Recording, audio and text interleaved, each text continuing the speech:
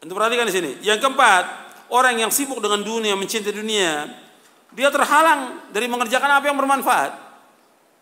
Antum lihat orang-orang yang sibuk kerja, sibuk dagang, sibuk usaha, dan cinta dia kepada dunia, nggak sempat dia. Untuk ngaji nggak sempat, untuk nuntut ilmu nggak sempat, untuk baca Al-Quran nggak sempat, untuk silaturahim kepada orang tuanya nggak sempat, untuk berbuat baik kepada istri anaknya juga nggak sempat. Sedikit sekali mereka kumpul dengan keluarganya, sibuk dengan kerjaan. Sudah kerja dari pagi sampai sore, pakai lembur lagi. Padahal itu juga nggak kaya-kaya, tetap segitu. Cuma yang dikorbankan apa? Pengajian dikorbankan, baca Quran dikorbankan. Bahkan ada yang sholat dikorbankan oleh dia. Sebelum subuh berangkat, sebelum subuh untuk ngejar kerjaan ini, untuk dagang sebelum subuh berangkat. Sholat subuhnya di mana? Kalau kita berangkat, umpamanya saya dari Bogor ya, ke Jakarta, sebelum subuh saya berangkat. Itu di tol ada musola. Ribuan mobil yang lewat, paling cuma berapa orang yang mampir sholat. Itu bisa kelihatan. Apa yang dikejar oleh mereka? Yang dikejar apa? Padahal nggak seberapa. Dunia seisinya nggak ada harganya sama sekali. Seandainya orang mendapatkan gaji 1 miliar, 1 miliar.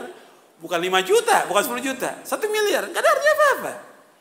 1 miliar, nggak ada artinya apa-apa. Atas 100 miliar dia punya uang, nggak ada artinya apa-apa. Makanya kita jangan terpesona dengan orang-orang kaya. Kita ini kadang-kadang sibuk melihat orang kaya, Masya Allah luar biasa. Nggak ada artinya apa-apa.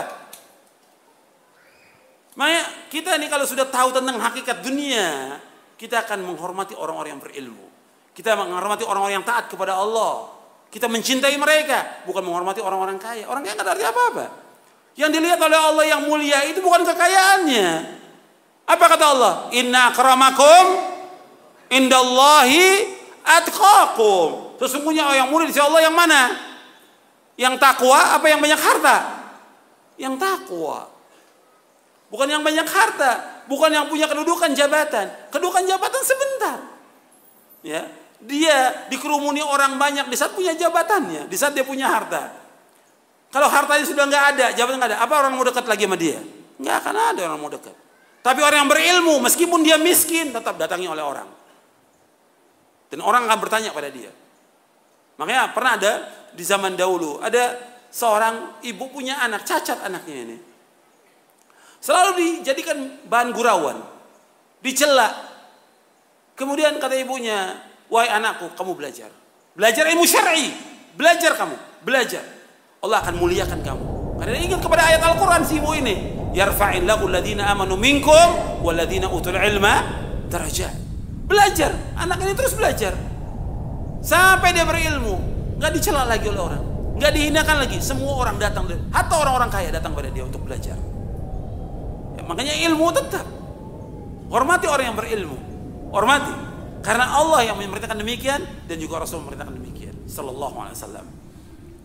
Nggak ada suruh menghormati orang kaya, nggak ada. Kalau menghormati orang yang lebih tua ada dalam hadis Nabi yang sahih. Tapi orang kaya nggak ada.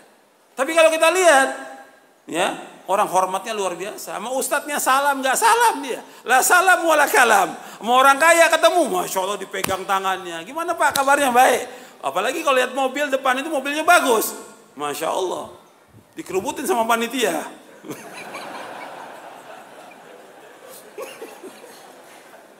Allah musta'an. Jadi dilihat oleh manusia orang kaya. Orang kaya yang dilihat. Dan itu kenyataan semuanya. Hatta dalam pandangan sebagian ustadz juga ya. Yang dilihat orang kaya. Dalam Islam bukan orang kaya, orang yang bertakwa kepada Allah. Nggak ada nilainya orang kaya itu. Makanya kalau kita sudah tahu hakikat dunia, nggak ada artinya orang-orang itu. Dia ajak mereka untuk ngaji. Udah, kita hanya mengajak mereka untuk ibadah kepada Allah. Udah, kita ajak mereka. Kalau mereka dari hartanya mau bantu masjid, mau bantu pondok, buat dia, bukan buat kita. Bukan buat pribadi kita, buat dia di akhirat pahalanya, bukan buat kita. Kita hanya mengajak.